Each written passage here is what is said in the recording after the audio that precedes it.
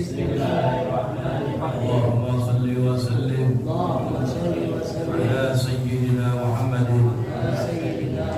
صلاة تخرجنا من ظلمات الوهم وتكرمنا بنور الفهم وتوضح لنا ما أشكل حتى يفهم إنك أنت تعلم ولا أعلم إنك أنت علام الغيوب. اللهم إنا نسألك فهم النبيين وحفظ المرسلين وإلهام الملائكة المقربين. اللهم أغننا بالعلم وزينا بالحلم وأكرمنا بتقوى وكملنا بالعافية يا أرحم الراحمين.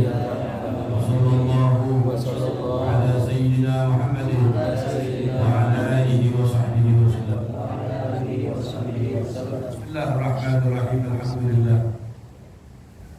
الحمد لله الذي هدانا لهذا وما كنا لنهتدي لولا أن هدانا الله. أشهد أن لا إله إلا الله وحده لا شريك له وأشهد أن سيدنا ونبينا محمدا عبده ورسوله لا نبي بعده. اللهم صل وسلم على سيدنا محمد الفاتح لما أغلق والخاتم لما سبق ناصر الحق بالحق والهادي إلى صراطك المستقيم وعلى آله وصحبه حق قدره ومقداره العظيم. أما بعد. Alhamdulillah, segala puji bagi Allah Jalla Jalaluhu wa Ta'ala Tabarakallah yang senantiasa melimpahkan rahmat-Nya kepada kita. Alhamdulillah, kembali memperkumpulkan kita dalam satu majelis yang mudah-mudahan diberkahi oleh Allah Subhanahu wa Ta'ala. Wa insyaallah pada malam hari ini ditabaruk untuk ambil berkat, kita akan berbicara sedikit tentang asal muasal berdirinya tahun baru Islam, dan juga sedikit tentang hijrah Nabi kita Muhammad SAW. Kita sudah memasuki tahun 1445 Hijriah min hijratil Mustafa sallallahu alaihi wasallam. Awal mula dibentuknya tahun baru Hijriah itu pembentukannya ada di zaman Khalifah yang kedua, Sayyidina Umar bin Khattab radhiyallahu ta'ala anhu. Karena usulan dari para sahabat agar umat Islam memiliki patokan tahun tersendiri. Karena ketika itu umat Islam belum memiliki patokan tahun secara tersendiri. Mereka kaum muslimin dan bangsa Arab secara umumnya berpatokan tahun dengan peristiwa kejadian besar. Jadi ada peristiwa, ada kejadian besar dijadikan sebagai patokan tahun bagi mereka.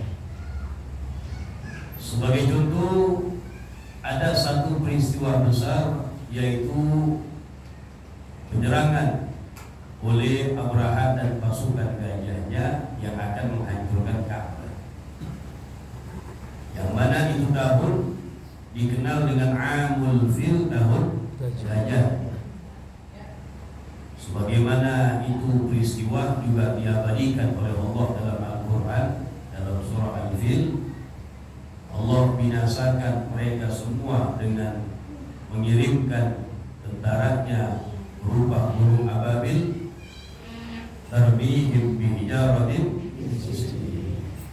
lemparkan kepada mereka dengan batu kerikil dari api neraka, musnah mereka semuanya. Dan itu tahun dikenal dengan Amul Fil, tahun gajah. Dan beberapa bulan setelah itu kejadian, dilahirkan Nabi kita Muhammad sallallahu alaihi wasallam. Oleh karena itu Nabi dikenal dilahirkan dilahirkan pada tahun gajah. Dan begitulah seterusnya. Mereka menjadikan peristiwa besar itu sebagai patokan tahun bagi bangsa Arab ketika itu. Sebagai contoh misalnya ada seorang lahir 2 tahun setelah tahun gajah, maka dikatakan fulan bin fulan lahir 2 tahun setelah tahun gajah. Jadi peristiwa besar, kejadian besar dijadikan sebagai patokan tahun. Terus berlanjut sampai khalifah yang kedua, Sayyidina Umar bin Khattab radhiyallahu taala anhu, di mana para sahabat mengusulkan kepada Amirul Mukminin agar umat Islam memiliki patokan tahun tersendiri. Karena mereka bangsa Arab enggak pakai tahun Masehi kan. Masehi lama itu, klaim sejak zaman Nabi Isa alaihi wasallam. Cuma mereka enggak pakai itu, yang menjadi patokan tahun bagi mereka kejadian besar. Di zaman Sayyidina Umar, ketika Sayyidina Umar menulis perintah dalam tulisan kepada satu gubernur, yaitu yang bernama Abu Musa al-Ash'ari, menjadi gubernur di Mesir dia. Ada perintah dari Sayyidina Umar. Dan sahabat Abu Musa al-Ash'ari terkenal sahabat yang rapi dalam artian mengarsipkan daripada surat-surat perintah, yang mana dalam suratnya itu tertulis tanggal, bulan, stempel. Karena tahunnya belum ada. Kalau bulan sudah ada dari zaman jahiliyah sebelum diutus Nabi, al-Ashhurul Arabiyah, bulan-bulan Arab sudah ada. Ketika sahabat Abu Musa al-Ash'ari mengecek daripada lembaran-lembaran berita, tertulis tanggal, bulan, cuma stempel aja, sedikit ada kebingungan dia. Ini perintah yang begitu banyak, berlakunya kapan? Ini lembaran yang dulu dikirim tahun kapan? Karena cuma bulan sama tanggalnya saja. Kan kalau misalnya ada berapa lembar bingung itu ya. Yang tahun kapannya yang mana nih? Cuma bulan sama tanggal doang, sama cap stempel seperti itu. Karena kebingungan, maka sahabat Abu Musa al-Ash'ari memberikan usulan kepada Amirul Mukminin Sayyidina Umar agar membentuk tahun baru Islam sebagai patokan buat umat Islam. Dan juga persis kejadian yang demikian terjadi juga dengan para sahabat yang lainnya, sehingga mereka banyak yang mengusulkan kepada Sayyidina Umar mesti umat Islam memiliki tahun tersendiri sebagai patokan. Akhirnya Sayyidina Umar bin Khattab radhiyallahu taala anhu mengumpulkan para sahabat, kemudian mempersilakan para sahabat untuk mengajukan usulan. Ini kita buat tahun baru Islam mulainya dari mana? Ada sahabat yang mengusulkan, bagaimana kalau tahun baru Islam kita mulai dari lahirnya Nabi Muhammad SAW. Ada juga yang mengusulkan sahabat, bagaimana kalau tahun baru Islam dimulainya dari ketika Nabi diangkat menjadi Nabi dan Rasul, yaitu umurnya 40 tahun. Ada juga yang mengusulkan bagaimana kalau tahun baru Islam itu dimulai dari wafatnya Nabi Muhammad. Dan ada juga yang mengusulkan bagaimana kalau tahun baru Islam dimulai dari hijrah Nabi Muhammad SAW min Makkah ila Madinah. Ini usulan-usulan para sahabat dimusyawarahkan oleh Sayyidina Umar. Satu persatu dimusyawarahkan. Usulan yang pertama yang mengusulkan bagaimana kalau tahun baru Islam dimulai dari lahirnya Nabi. Ternyata sahabat banyak yang gak sesuai. Kenapa? Karena kapan percis lahir Nabi Shallallahu Alaihi Wasallam, mereka para sahabat berselisih pendapat. Memang jumhur mengatakan bulan Rabiul Awal, tahun gajah. Tapi ada juga pendapat yang mengatakan Nabi dilahirkan di bulan Ramadan. Di bulan Rabiul Awal pun tanggalnya berselisih pendapat. Jumhur mengatakan tanggal 12 Rabiul Awal, tapi ada juga yang berpendapat tanggal 2-nya. Bahkan ada juga yang berpendapat tanggal 8 Rabiul Awal. Sehingga perselisihan gak pasti, ini usulan gak diterima. Dan memang mayoritas sahabat Nabi, bukan seluruhnya, mayoritas umur mereka di bawah Nabi Muhammad. Bahkan sahabat Abu Bakar As-Siddiq radhiyallahu ta'ala anhu, ternyata umurnya beliau 2 tahun di bawah Nabi Muhammad. Jelas umurnya di bawah Nabi, lahir kapan Nabi, mereka berselisih pendapat. Akhirnya usul yang pertama nggak disepakati.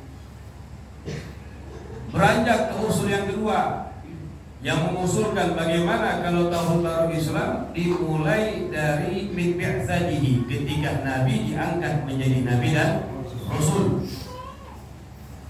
Juga ini usulan oleh Amirul Mukminin, kurang disetujui. Kenapa? Karena yang tahu persis kapan Nabi diangkat menjadi Nabi dan Rasul yaitu Nabi sendiri dan istri Nabi Sayyidatuna Khadijah. Duanya udah meninggal. Sahabat belum Islam semuanya itu. Ada sahabat yang beriman, Imam Ali bin Abi Thalib masih kecil ketika itu. Jadi kapan percisnya sahabat gak pasti di sini. Mereka ingin yang menjadikan patokan mereka ngalami dan sesuai tanggal kejadiannya percis mereka mengetahui. Akhirnya beranjak kepada usulan yang ketiga, bagaimana kalau tahun baru Islam dimulai dari waktu wafatnya Nabi. Ini usulan sahabat mayoritas nggak terima. Kenapa? Ya bagaimana mungkin tahun baru Islam yang di dalamnya ada kegembiraan, ada kesenangan, berulang-ulang setiap tahun, ternyata hari kelahiran, hari wafatnya Nabi Muhammad SAW. Yang mana hari wafatnya Nabi itu musibah terbesar yang dialami oleh para sahabat.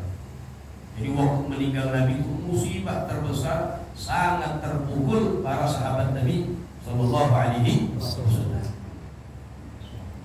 Bahkan sekelas sahabat Sayyidina Umar gak percaya. Sambil dia menghuluskan pedangnya, dibilang apa? Siapa yang mengatakan Nabi Muhammad meninggal, saya tebas batang lehernya, dia bilang. Saking cintanya kepada Nabi. Akhirnya semuanya itu ditenangkan oleh sahabat Abu Bakar Siddiq dengan menerangkan kepada para sahabat bahwasanya Nabi adalah utusan Allah, sama dengan nabi-nabi yang sebelumnya, utusan Allah. Kalau tugasnya sudah selesai, ya pulang ke rahmatullah. Bahkan disebutkan dalam Al-Quran, innaka mayyitun wa innahum la mayyitun. Kau wahai Nabi akan meninggal dan mereka juga akan mati. Ini sahabat bukan nggak paham itu ayat, cuma keadaan yang mereka alami waktu meninggal Nabi, semuanya itu lupa jadinya. Karena saking saking cintanya kepada Nabi Sallallahu Alaihi Wasallam. Akhirnya usulan gak diterima, jangan. Masa tahun baru Islam yang berulang-ulang setiap tahun, ternyata waktu wafatnya Nabi. Akhirnya usulan yang keempat, yang terakhir, dan ini usulan ulama mengatakan diusulkan oleh Al-Imam Ali karramallahu wajhah, Al-Imam Ali bin Abi Thalib. Dia mengusulkan bagaimana kalau tahun baru Islam dimulai dari hijrah Nabi Muhammad dari Mekah ila Madinah. Ini Imam Ali orang yang cerdas. Nabi SAW bersabda, "Ana madinatul ilmi wa Ali babuha." Saya, kata Nabi Muhammad, adalah kotanya ilmu, Ali pintunya. Jadi sahabat yang sangat cerdas, yang bijak, Ali bin Abi Thalib. Ya, bukan sahabat yang lain nggak cerdas, ini tapi nampak dia dipuji. Bahkan pernah orang-orang munafik mengetes kepintaran Imam Ali. Dia ingin mengetes kecerdasan kepintaran Imam Ali dengan mengajukan pertanyaan yang sama. Dilihat jawaban dan alasannya beda kan? Kalau pertanyaan sama, jawabannya tentu juga, alasannya tentu juga, ya biasa namanya. Tapi kalau pertanyaannya sama, alasannya berbeda-beda, tapi benar, itu baru orang pintar. Ini pengen ngetes deh beberapa orang munafik, niatnya pengen jatuhin Imam Ali, karena dibangga-banggain sama Nabi Muhammad SAW. Ketemu sama Imam Ali, ditanya, "Ya Ali, saya mau tanya, mana yang lebih afdal, ilmu apa harta?"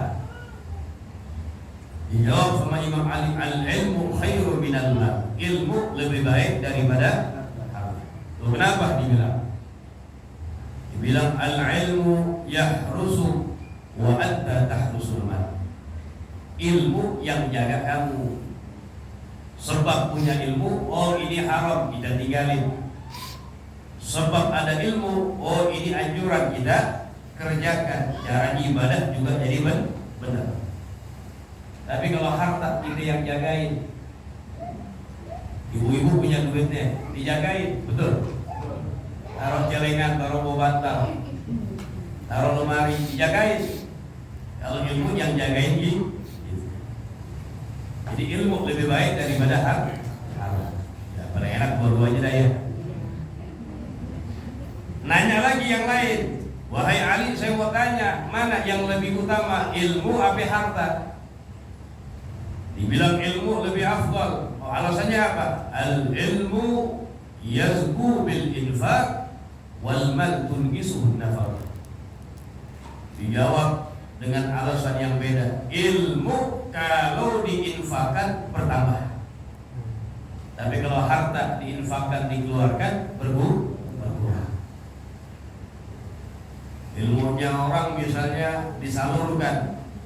Kita ambil contoh para ulama kita, para kiai-kiai kita tuh, yang istiqomah, yang ngajar di pondok, hatam balik lagi kitabnya, hatam balik lagi. Ini hampir hafal ibarat kitab. Makanya pertanyaan masalah jawabannya gampang. Oh, ada di kitab ini halaman sekian, begitu. Karena saking seringnya diinfakkan ilmunya, jadi paham, jadi ingat. Orang baca sekali sama baca 2 kali beda pemahamannya. Yang kedua lebih jernih lagi pemahamannya. Ketiga lebih lagi dibukakan oleh Allah Subhanahu wa ta'ala. Semakin diinfakkan ilmunya, maka semakin bertambah. Kalau harta dikeluarin mulu habis ya? Habis. Kita punya duit 1 miliar. Beli habis. Dapat. Ada yang nanya lagi, "Wahai Ali, saya mau tanya, mana yang lebih afdal, ilmu apa harta?" Dibilang ilmu, kenapa alasannya? Al-ilmu hakimun wal mal mahkum alaih. Dibilang ilmu yang menjadi hakim. yang memutuskan, kalau harta yang diputuskan. Orang di penjara sebab misalnya dia tolong ayam misalnya, tangkap polisi, gebukin dulu lagi ya. Iya. Ayam berapa duit digebukin dulu.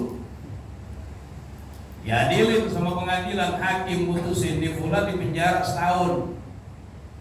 Ini hakim memutuskan harus dengan ilmu. Ini penjara gara-gara tolong ayam. Maka al-ilmu khairu minal. Jadi alasannya berbeda-beda. Cerdas luar biasa. Ini usulan Imam Ali. Dia mengusulkan bagaimana kalau tahun baru Islam dimulai dari hijrahnya Nabi.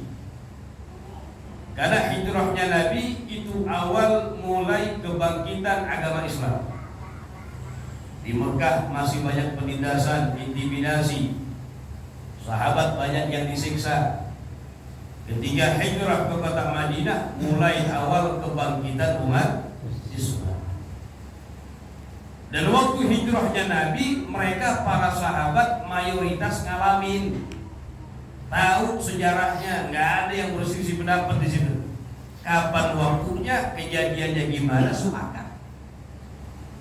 Orang-orang muhajirin yang hijrah, kaum Ansar, penduduk Madinah, tahu percis sejarah hijrahnya Nabi Sallallahu Alaihi Wasallam dan awal mulanya kebangkitan agama Islam. Akhirnya diputuskan oleh Sayyidina Umar bahwasanya tahun baru Islam dimulai dari hijrah Nabi kita Muhammad Sallallahu Alaihi Wasallam sampai sekarang sudah 1440, 1400 bukan 1900 bukan ya.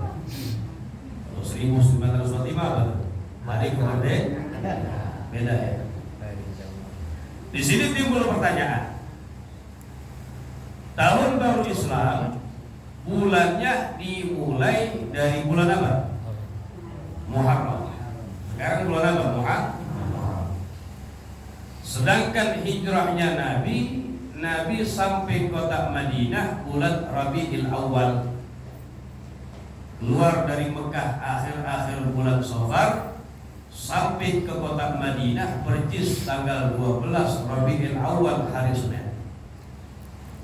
Tapi kenapa kok tahun baru Islam atau tahun Hijriyah bulannya dimulai dari bulan Muharram, sedangkan hijrahnya Nabi dari bulan sampainya kota Madinah bulan Rabiul.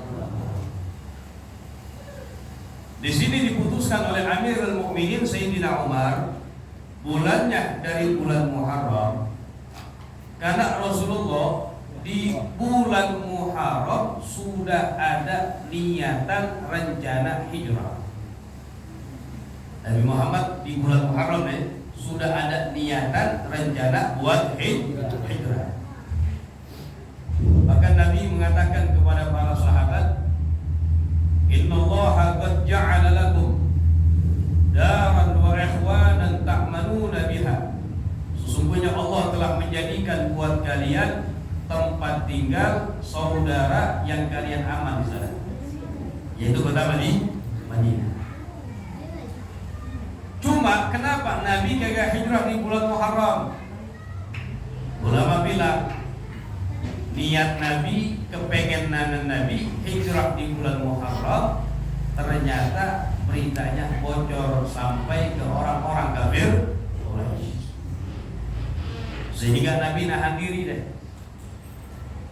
Dan para sahabat diperintahkan Nabi untuk hijrah, irsalan secara berangsur-angsur. Jadi sahabat jalan, ada yang hijrahnya sembunyi-sembunyi, mayoritasnya begitu. Ada yang hijrahnya secara terang-terang. Ya Sayyidina Umar rombongannya hijrahnya terang-terangan ya. Ya, kagak jawabin kagak ya, terang-terangan. Dia sebelum hijrah muter-muter dulu Ka'bah tuh, sambil bilang, ini bukan omongan buat lucu-lucuan. Dibilang apa Sayyidina Umar? Siapa yang pengen bininya jadi janda, halangin Umar hijrah, dibilang. Kan kita dengar saja bercanda omongan dia. Betul tuh omongan Sayyidina Umar. Yang pengen istrinya ditinggal mati suaminya, suaminya halangin saya. Buat hijrah. Paling berani udah. Biar keluar orang awal ya. Tapi yang lain banyak yang secara sembunyi-sembunyi. Bulan Muharram sampai bulan Safar, percis di akhir-akhir bulan Safar. Di akhir-akhir bulan Safar, nah rencana Nabi untuk hijrah. Mereka orang-orang kafir Quraisy menyaksikan orang Islam pengikut Muhammad udah pada keluar nih, mayoritas.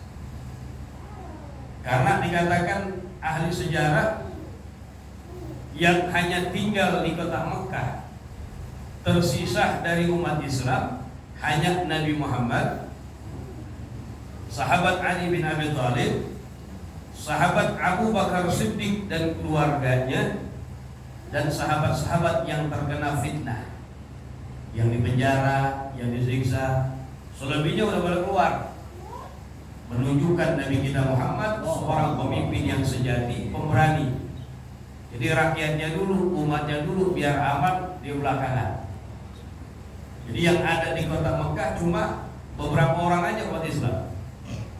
Bahkan Rasulullah di masa-masa itu antara Muharram dan Safar, ini Nabi sengaja menampakkan diri di hadapan orang-orang kafir Quraisy.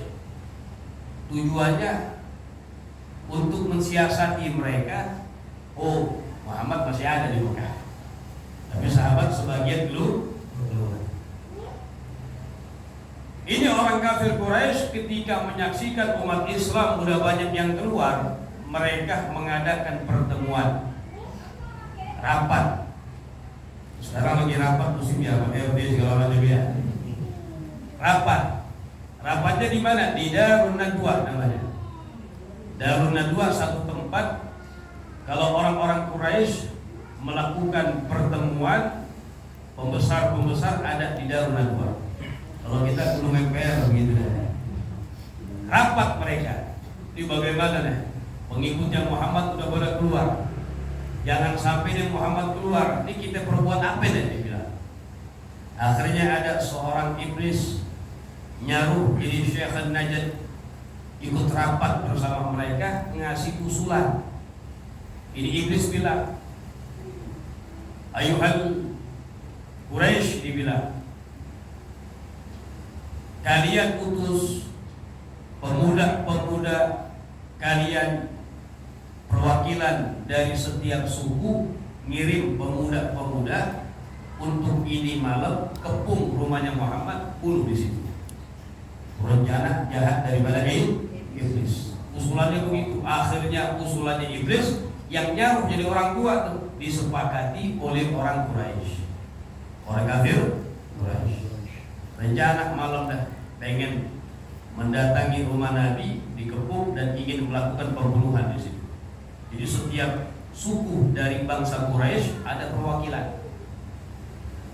Maka Allah Subhanahu wa taala memerintahkan malaikat Jibril untuk menyampaikan kepada Nabi Muhammad SAW. Jibril mengatakan, ya Rasulullah, hadhihi lailah la tabit ala firashi. Wahai Rasulullah, ini malam kamu jangan tidur di atas kasur kamu. Maka Nabi memerintahkan Imam Ali karramallahu wajhah yang masih muda untuk tidur di ranjang Nabi dan berselimut dengan selimut Nabi al-akhdar yang warna hijau. Makanya ulama bilang Imam Ali awwalu man ba'a nafsahu fi sabilillah, orang yang pertama kali siap mengorbankan nyawanya di jalan Allah Subhanahu wa taala. Taruhnya nyawa tuh ya, gantiin posisi Nabi. Dikepung rumah Nabi Muhammad. Dan Allah Subhanahu wa taala ketika dikepung rumahnya Rasulullah masih di dalam Nabi itu. Nabi keluar ke hadapan mereka tanpa ada seorang pun yang menyaksikan Rasulullah, karena mata mereka ditutup oleh Allah, enggak melihat tadi. Itu di antara mukjizat. Kemudian Nabi Muhammad melemparkan ala ru'usihim, ke atas kepala-kepala mereka at-turab, debu, tanah. sehingga semuanya terkantuk dan tertidur. Lagi ngapain itu? Lagi ngepung rumah orang, tiduran kocak di situ ya. Ya. Nah, ini diantara mukjizat Nabi Sallallahu Alaihi Wasallam. Sampai pagi tuh bangun, Nabi langsung menuju ke rumah sahabat Abu Bakar As-Siddiq radhiyallahu taala anhu. Mengatakan, Inna Allah qad adina li fil khuruj wal hijrah. Sungguhnya Allah telah mengizinkan aku untuk keluar dan hijrah. Sahabat Abu Bakar mengatakan, as-suhbah ya Rasulullah, ditemani wahai Nabi. Maka Nabi mengatakan, na'am as-suhbah, iya ditemani oleh engkau wahai Abu Bakar. Mendengar ucapan Nabi Muhammad, menangis sahabat Abu Bakar Siddiq min syiddatil farah, karena saking senangnya menjadi pendamping hijrah Nabi kita Muhammad sallallahu alaihi wasallam. Makanya sahabat Abu Bakar sahabat yang paling mulia.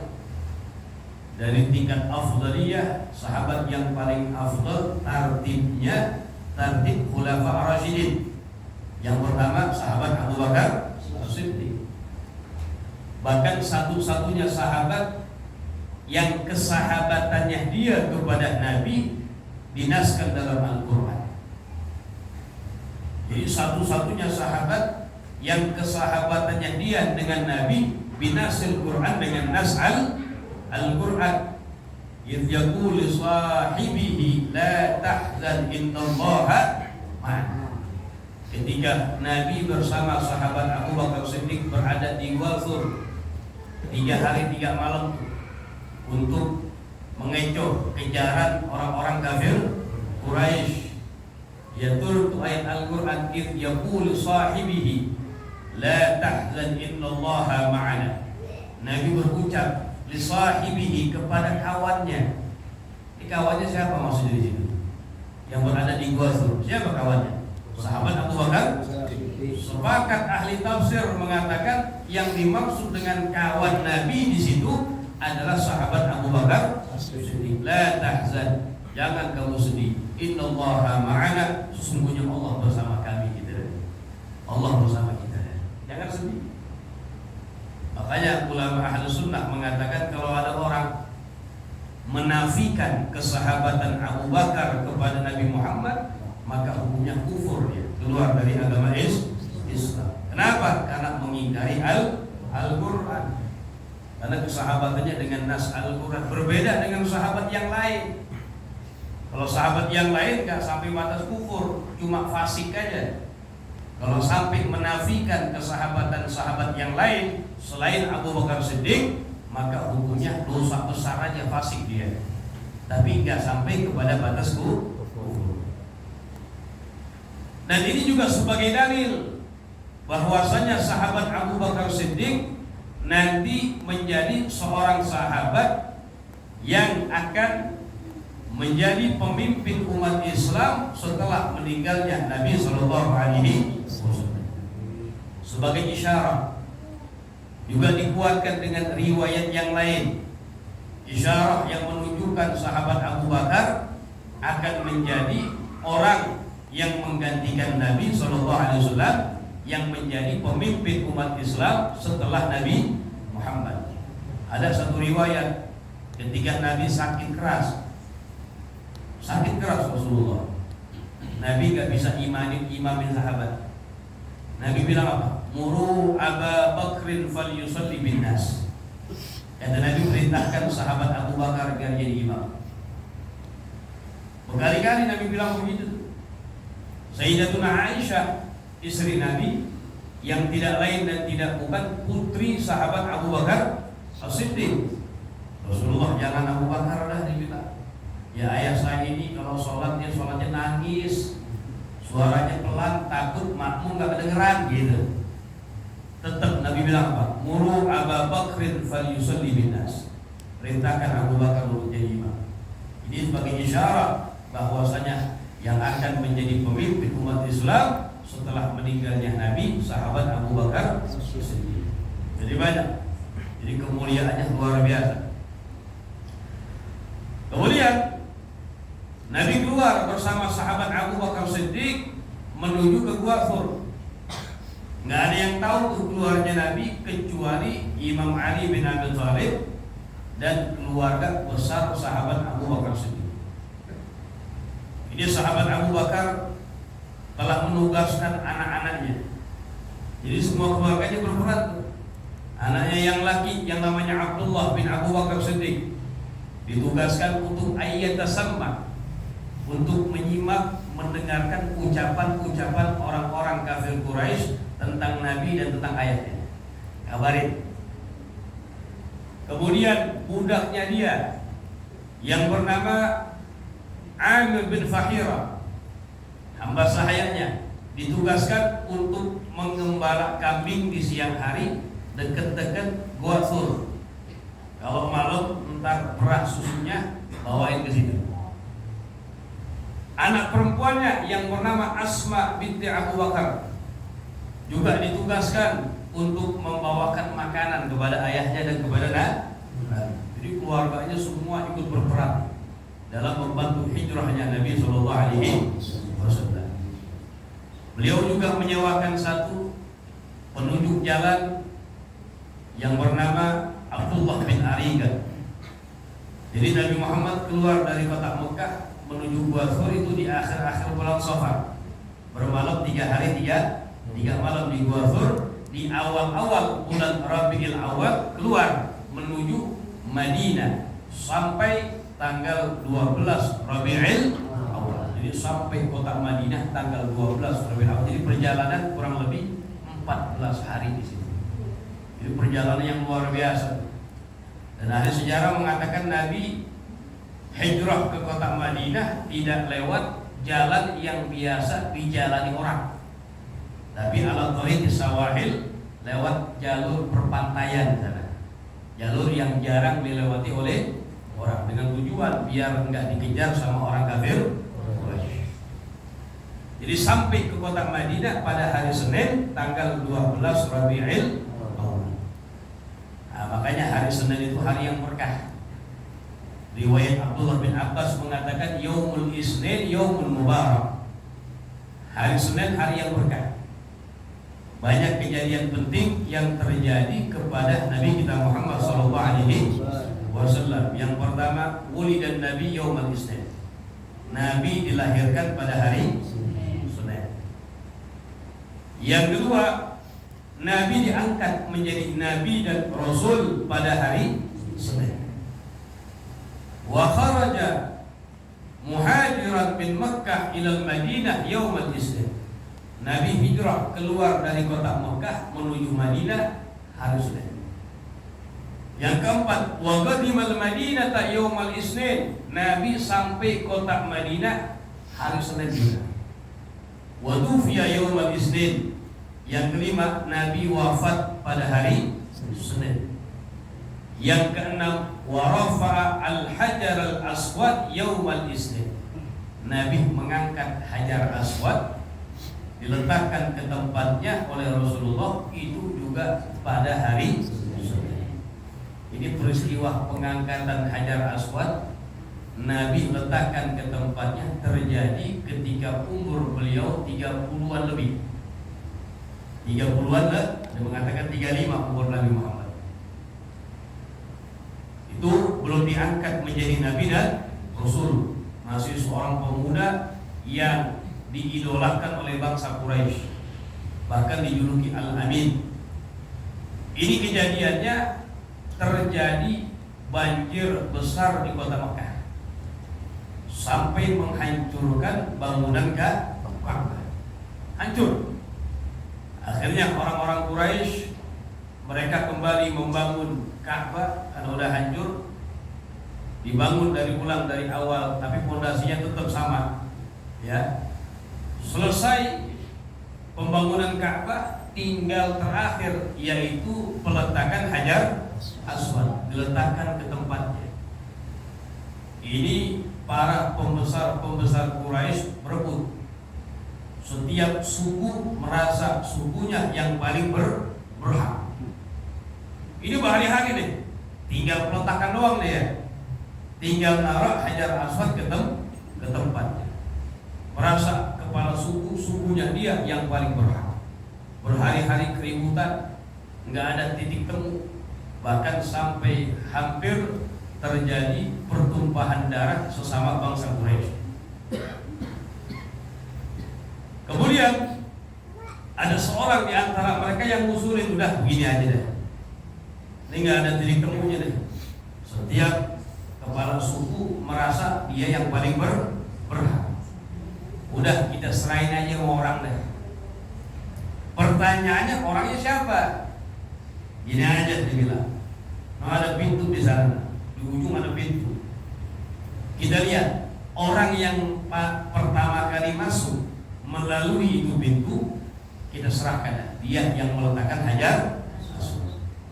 Akhirnya dengan izin Allah Subhanahu wa taala dan takdir Allah, awwalu man dakhala, orang yang pertama kali masuk yaitu Nabi kita Muhammad sallallahu alaihi wasallam. Nabi sih enggak ada urusan begituan ya. Akhirnya lewat aja masuk Nabi. Disaksikan sama mereka dari jauh, siapa tuh? Oh, Muhammad bin Abdullah. Mereka senang semuanya. Kalau orang ini kami ridho, kami terima, biar dia yang letakin hajar aswad. Nabi mendapat kemuliaan, mendapat kehormatan untuk meletakkan hajar aswad, tapi Nabi kita orang yang sangat bijaksana, orang yang sangat cerdas, pintar. Kalau kita gimana tuh? Yang ngangkat kita taruh aja gitu ya. Nabi kagak begitu. Apa yang dilakukan sama Rasulullah?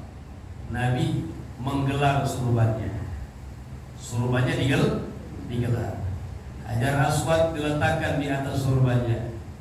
Kemudian Nabi memerintahkan ketua-ketua suku bangsa Quraisy untuk mengangkat secara bersama-sama. Pinter kagak begini dia. Itu cerdas ya. Oh, mereka gembira luar biasa karena mendapat penghormatan. Senang mereka. Diangkat bersama-sama. Kemudian sudah di tempatnya, Nabi angkat dengan tangan yang mulia, diletakkan oleh Rasulullah SAW, dan itu terjadi pada hari Senin. Ya, umur Nabi kira-kira di atas 30-an, ada pendapat 35 tahun di situ. Makanya kan dalam qasidah Habib Rizik dia, Rohatil dia, di umur ke-30 mempersatukan bangsa saat peletakan hajar aswad yang mulia. Itu tuh presidennya. Jadi di umur 30-an lebih, 30 berapa begitu ya. Ini semua buat syair aja jadi gampang. Ya, ini mempersatukan bangsa. Perselisihan tuh, ya, hampir terjadi bunuh-bunuhan antara bangsa Quraisy sukunya sebab untuk peletakan hajar aswad. Ini semuanya biiradatillah Nabi SAW, beliau yang meletakkan hajar aswad kembali ke tempatnya. Nah, inilah sejarah singkat dari hijrah Nabi Muhammad dan sejarah singkat terbentuknya permulaan awal daripada tahun Hijriah. Yang mudah-mudahan kita mohon kepada Allah Subhanahu wa taala, mudah-mudahan tahun yang baru lebih baik daripada tahun yang kemarin. Kita mohon kepada Allah, mudah-mudahan Allah anugerahkan as-sihah wal afiyah, panjang umur dalam taat kepada Allah Subhanahu wa taala. Kita mohon kepada Allah orang-orang tua kita yang masih hidup, mudah-mudahan Allah panjangkan umurnya dalam keadaan sehat wal afiyah, dalam keadaan taat kepada Allah Subhanahu wa taala.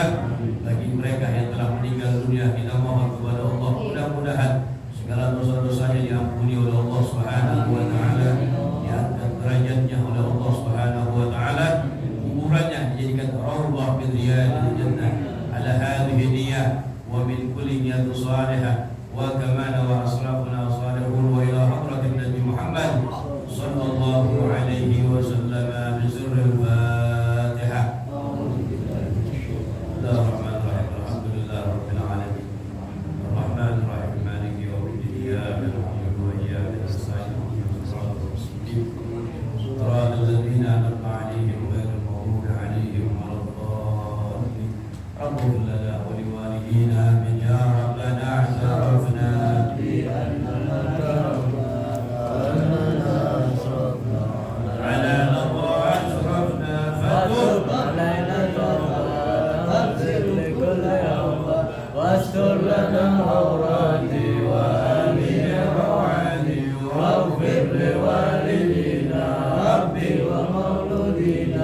والآل والإخوان